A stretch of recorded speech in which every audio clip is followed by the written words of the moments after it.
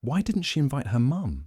Diane sat alone on her couch, staring at her phone. A video played, her daughter Melissa, laughing in a white dress, holding hands with her fiancé at their wedding rehearsal. The comments were full of hearts and congratulations. Diane watched it 3 times. There was no mention of her, no tag, no invite. Her chest felt heavy, but she didn't cry. She just turned the phone over and looked at the quiet room around her. A small photo frame sat on the shelf. It was Melissa, 5 years old, in a school play, wearing a cardboard crown. Diane had taken the photo herself. Her phone buzzed again. Another video, the wedding cake tasting. Carla, her sister, was there. Her friends, her father's side of the family, but not her. Diane stood slowly and walked to her small bedroom. She pulled out a navy blue dress, one she had bought months ago, just in case. She hadn't worn it yet. She laid it on the bed, then opened a small wooden box. Inside were old things, a baby sock, a hospital band, a folded letter.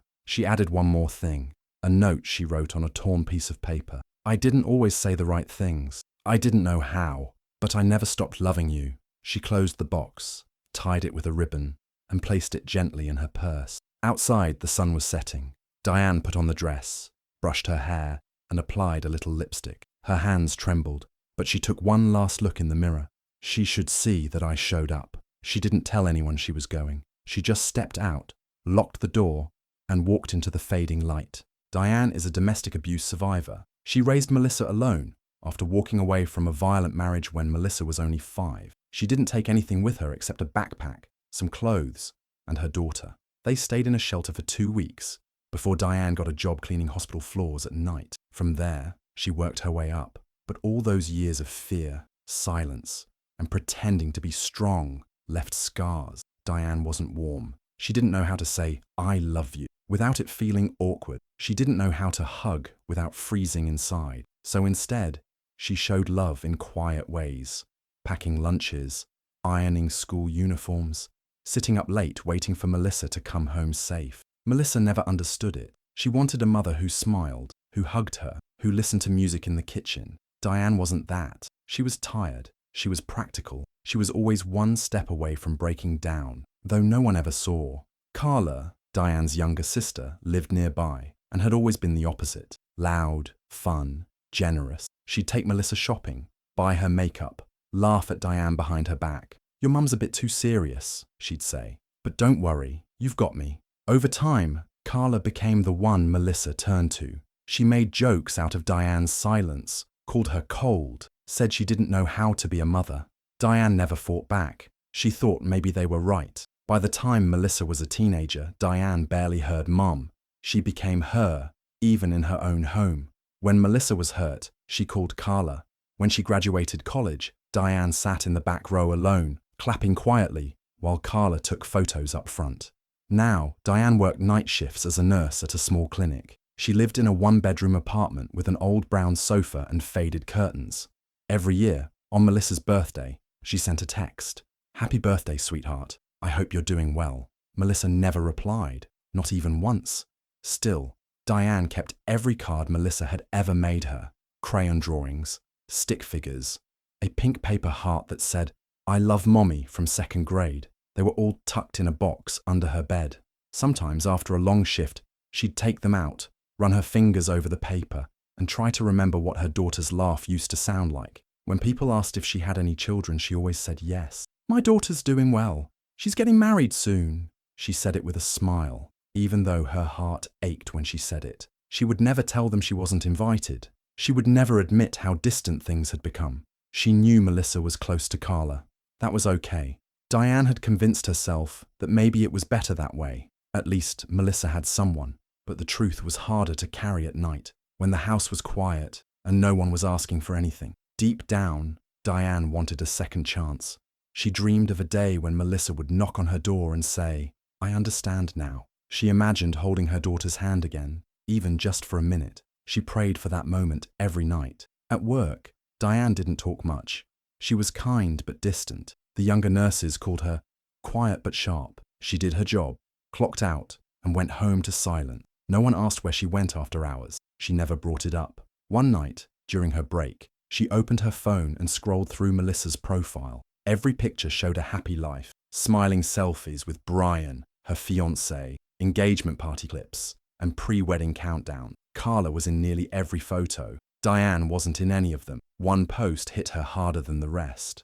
Melissa was holding a bouquet at her bridal shower. The caption read, "Grateful for the woman who raised me right. Love you, Aunt Carla." Diane's chest tightened. She didn't cry. She just locked her phone and sat there quietly, letting the pain pass like a wave. She knew she had made mistakes. She had been too hard, too quiet, too broken, but she had tried. God knows she tried. She looked at the clock. 2 hours left in her shift. Later that night, back home, Diane made herself tea and opened the old box again. The baby sock, the hospital band, a photo of Melissa as a baby in Diane's arms. In that photo, Diane was smiling, tired, but real. She stared at it for a long time. Then she added a letter to the box, handwritten, no fancy words. "I know I wasn't soft, but I never stopped loving you. Every day I did my best. I hope one day you'll see that. I never meant to hurt you." She folded it, placed it on top of the baby sock, and closed the box. She sat on the couch and whispered, "That's all I ever wanted to say." A co-worker shows Diane a video of Melissa saying, "I'm so lucky I had Aunt Carla to raise me." They're sitting in the break room during a night shift. The young nurse is excited, smiling, showing Diane clips on her phone. "Your daughter is so pretty. I saw this trending. You must be so proud." Diane forces a smile, leans in, and watches the video. Melissa stands on a stage, holding a microphone at her bridal shower. Carla is next to her, beaming. "I just want to thank the woman who raised me. Aunt Carla, you've been my rock, my mother, my best friend. I don't know who I'd be without you." Everyone claps. Carla wipes a tear from her eye. The camera zooms in on her hugging Melissa tightly. The video ends. Diane's hands are frozen. Her smile fades. She feels like someone just whispered she never existed. She gets up quietly, walks to the sink, and rinses her hands though they're not dirty. She stays there longer than needed, back turned to the room. Her co-worker notices and says, "You okay?" "I'm fine," Diane replies softly, but her heart isn't. That night at home, she sits on her bed and watches the video again and again. Each time, it hurts more. It's not just that she wasn't invited, it's that her daughter erased her completely. She looks at her worn-out shoes on the floor. Her hands clench in her lap. For years, she's stayed silent. Let Melissa believe what she wanted. Let Carla take the credit. Let her own pain stay hidden because she thought it was better that way. But something shifts in her chest. She doesn't want to fight. She doesn't want to argue. But she wants her daughter to see her. She walks to her closet and pulls out the navy dress again. It still fits. She lays it on the bed. Then she reaches under the bed for the small wooden box, her secret box of love. She opens it carefully, like a sacred thing. Inside, the hospital band from the day Melissa was born, a tiny sock from her first winter, a photo of Diane holding her baby wrapped in a yellow blanket. There's also a dried flower, from a field trip Diane couldn't afford but picked her a flower from the hospital garden instead. She adds a folded note. "I didn't know how to love out loud, but I loved you more than life. I wish I could have shown it better. You were always my reason to survive." She reads it 3 times. It's not perfect, but it's the truth. She places it on top, ties the box with a ribbon she finds in an old drawer, and sets it next to her purse. The next morning, she calls off work. She doesn't give a reason. She just says she won't be in. She doesn't tell anyone what she's doing. As she gets ready, her fingers tremble while doing her hair. She keeps thinking maybe it's a bad idea. Maybe she'll just be turned away. Maybe Melissa will be angry. But there's a stronger voice inside her that says, "You gave her life. You deserve to see her smile, even if it's from the back of the room." She takes a deep breath, slips into the navy dress, and picks up the gift box. She doesn't take her phone. She doesn't want distractions. This isn't for anyone else. She walks out the door slowly, feeling the weight of everything she's never said, everything she's kept locked inside. She heads to the church alone. She doesn't want a seat at the front. She doesn't want flowers or praise. She just wants to see her daughter get married, to watch, to smile, and to leave quietly. Just one moment, one goodbye that feels like love. Diane arrives and sits quietly at the back. Carla sees her. Her expression darkens. She immediately leans toward Melissa and whispers something. Melissa stiffens. Her eyes dart to the back of the room, locking onto her mother's figure. Her smile falters, and for a moment, She looks like a confused child again. Then her jaw tightens. The ceremony continues, but a tension now lingers in the air. Diane doesn't move. She keeps her eyes on her daughter the whole time, her fingers gently holding a ribbon-wrapped box in her lap. She doesn't smile. She doesn't cry. She just watches. When the vows are over and the guests begin heading to the reception area, Diane waits until the crowd thins out. She walks slowly, carefully, toward her daughter. Melissa is surrounded by bridesmaids and friends, laughing again. Then she sees Diane coming. The laughter stops. Diane stands in front of her daughter and says softly, "Congratulations." She offers the box with both hands. "I just wanted you to have this." Melissa doesn't take it. Instead, she stares at it, then at Diane. Her voice is loud, sharper than anyone expects. "You think you can just show up?" A few heads turn. "You were never a real mother," Melissa says louder now. "Don't pretend like you care. Not today." Gasps ripple through the crowd. Someone says, "Is that her mom?" A phone is raised. Diane doesn't move. Her arms are still outstretched, the box trembling slightly in her hands. Melissa's voice breaks. "You didn't raise me. Carla did. You were just there. Cold, silent, like a wall." Carla stands nearby, silent, but not stopping her. Diane lowers the box.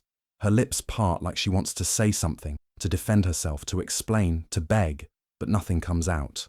She nods once.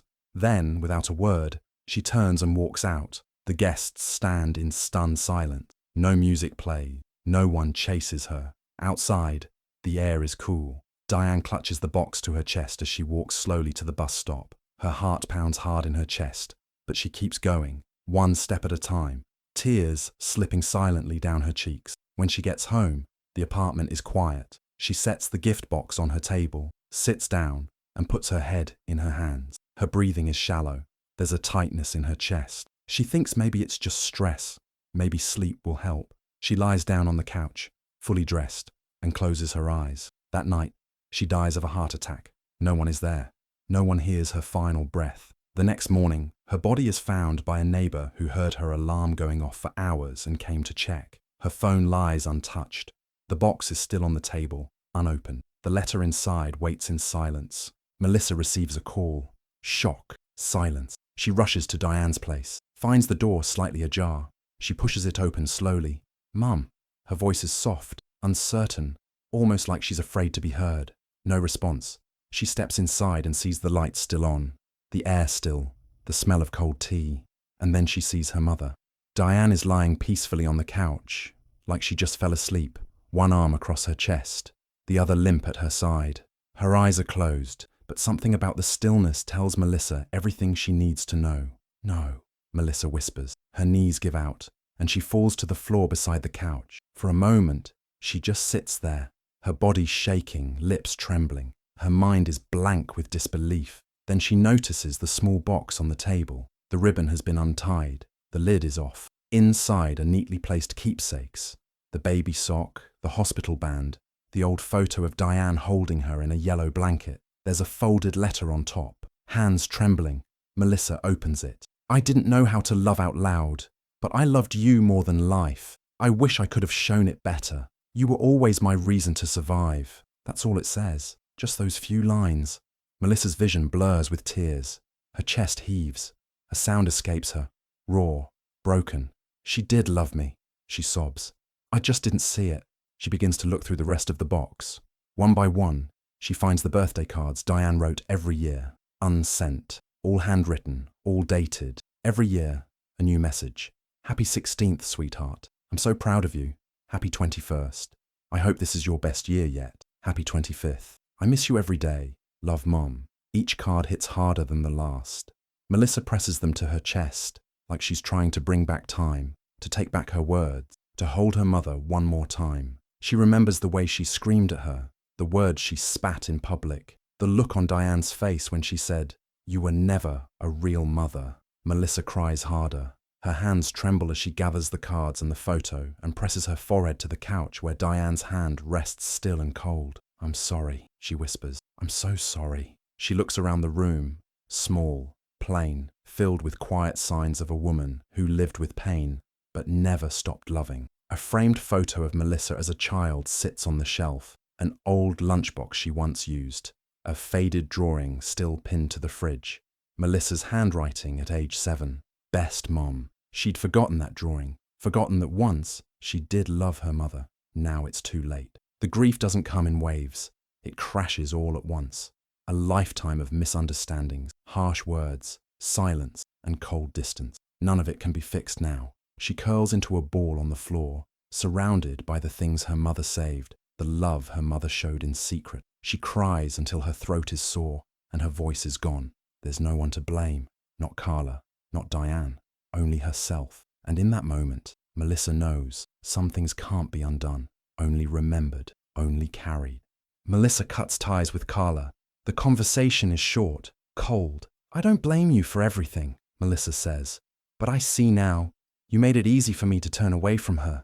Carla tries to defend herself, but Melissa's face is calm, unreadable. I need space, she says. Real space. She walks away, her heels echoing down the hallway, the past finally beginning to loosen its grip. Back at home, Melissa sits on her living room floor surrounded by the cards Diane wrote her. Dozens of them, different colors, styles, years. Some are full of love, others are quiet and cautious. But every single one ends with, "Love, Mom." She reads them all, one by one. Then she reads them again.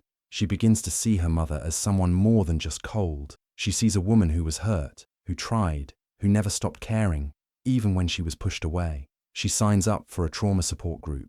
At the first meeting, she can barely speak. Her voice cracks when she says her mum's name. But when she hears other women talk about mothers who couldn't love loudly, who survived instead of smiled, something shifts inside her. She starts attending every week. Bit by bit, her guilt begins to melt into understanding. She talks more, cries less. She learns that survival doesn't always look soft, that some people show love the only way they know how, in silence, in sacrifice, in saving everything that mattered. A few months later, Melissa finds out she's pregnant. Her heart swells with both joy and a deep ache. She wishes Diane were here, wishes she could say, "I finally understand." When the baby is born, a girl, she holds her close and whispers, "Welcome home, Diane." She gives her daughter her mother's name as a middle name. It feels right. It feels healing. Later, she writes a short post online. If you're lucky enough to still have your mother, hug her, even if she's not perfect, even if she doesn't say the words right. Some people love in silence, and sometimes silence is louder than anything. The post goes viral. Thousands of women comment. Some say thank you. Some share their stories. Some say they're calling their mums right now. Melissa begins speaking at women's centers, schools, small community events. She doesn't talk like an expert. She talks like a daughter who learned too late, but still found a way to keep the love alive. Forgiveness, she tells a group of high school girls, isn't just about setting someone else free. It's about freeing yourself from the weight of what you didn't understand. Her voice doesn't tremble anymore. She carries her mother's photo in her wallet now, not because she wants to prove anything, but because she wants to remember. A quiet reminder of the woman who gave everything and asked for nothing. One day, while cleaning her apartment, Melissa finds the gift box again. She holds it in her hands, opens it gently, and reads the letter for the 10th time. This time, she smiles. "I know, Mom," she whispers. "I know now." Melissa visits Diane's grave. The sky is grey, clouds thick but calm. She walks slowly through the rows of stone, holding the same small wooden box. Its ribbon faded, its corners worn soft by time and grief. She kneels down gently, her knees pressing into the grass. For a long moment, she says nothing, just breathes. Then, she places the box at the base of the headstone. She brushes away a few dried leaves and reads the inscription again. Simple, honest. Diane Elizabeth Ross, mother, survivor, silent strength. Melissa's voice cracks as she whispers, "I'm sorry." Her fingers tremble against the stone. "I love you."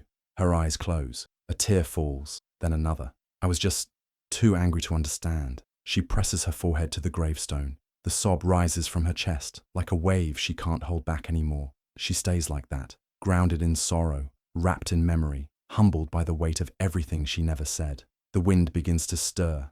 A loose piece of paper from the gift box flutters out and dances across the grass. It catches in the breeze and lifts gently into the air. Melissa watches it float up, the handwriting still visible in faded ink. "Maybe one day you'll understand. I hope I'm still around when you do." The paper twirls once before drifting down beside her. Melissa picks it up, holds it close to her heart, and for the first time, in a long time, maybe ever, she feels her mother's love fully. Not loud, not perfect, but true. Hey besties, if you made it this far, you're the real MVP. Don't forget to like, comment your thoughts, and subscribe for more emotional stories that hit deep. Love you, bye. You.